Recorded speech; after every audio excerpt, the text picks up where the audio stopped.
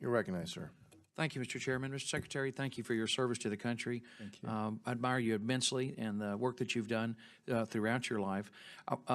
Mr. Price, our ranking member, pointed out quite correctly that we need to have a more comprehensive approach to appropriations when we look at the federal budget.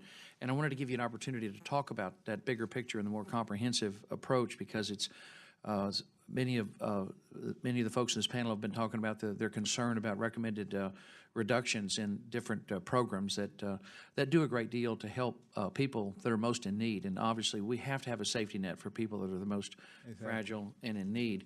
But in order to do so, I wanted to give you an opportunity to talk about the urgency of balancing the federal budget and the bigger problem, and that is that 70 cents out of every federal dollar that comes in, every one of our taxpayers' very precious, scarce, and hard-earned tax dollars, 70 cents immediately goes out the door to the automatic pilot mandatory spending programs, Social Security, Medicare, Medicaid, the Affordable Care Act, Veterans Benefits, principal on the debt, and interest on the debt, which leaves the annual operating expenses of the federal government under the jurisdiction of appropriations is 30 cents on the dollar.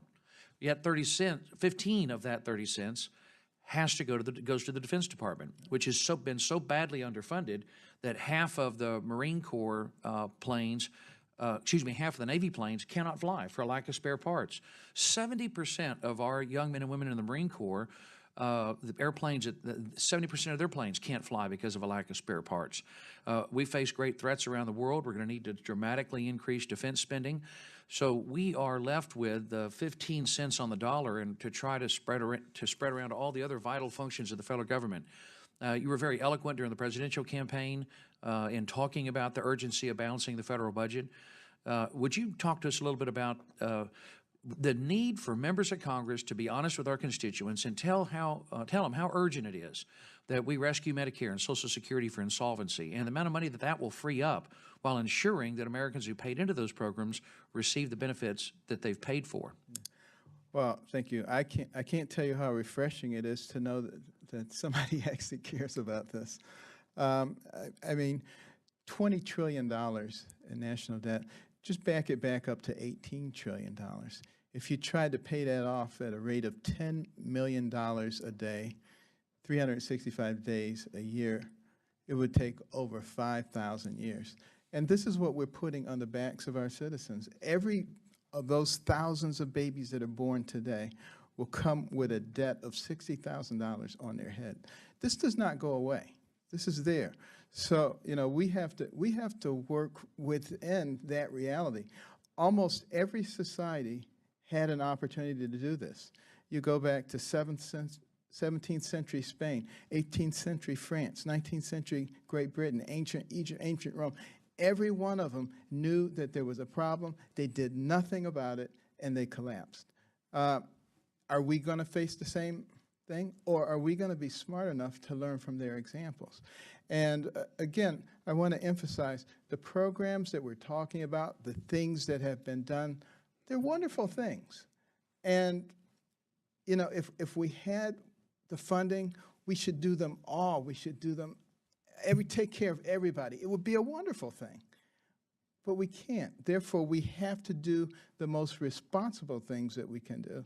And we have to try to lay the groundwork for, you know, economic growth and to be able to take care of people. If we destroy these programs because we're fiscally irresponsible, we won't be able to take care of anybody. Absolutely. And is it possible, logically, to even begin to balance the budget by only looking at 15 cents on every federal dollar? I don't think so. It's impossible. So I really welcome the help of my Democrat colleagues. I know my Republican colleagues are committed to balancing the budget, to paying off that national debt, which is a terrible thing to pass on to our children and grandchildren. But we can still do it if we start now. If we start right now. Right.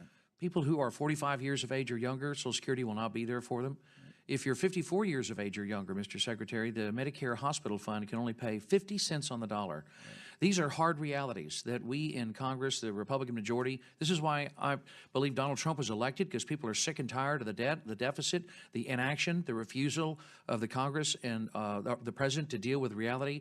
The country expects us to get her done and balance the budget and accomplish these things so that you have the money that you need to take care of the most vulnerable and fragile in our society. Would you agree? I would agree, and I thank you for your willingness to talk about it. I think a lot of people, of your colleagues, actually understand this, but it's not a popular thing to say.